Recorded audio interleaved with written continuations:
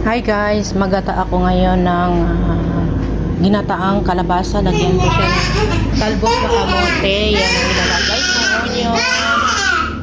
Diba? Saka gata ko ako na bulat. Yan ang gata. Yan. Sarap yan gata guys. Ang ulam natin ngayong araw.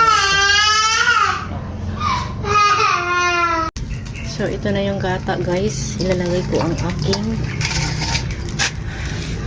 iba. Onion, linigasan ko siya. Ayan. Kumukulo na siya.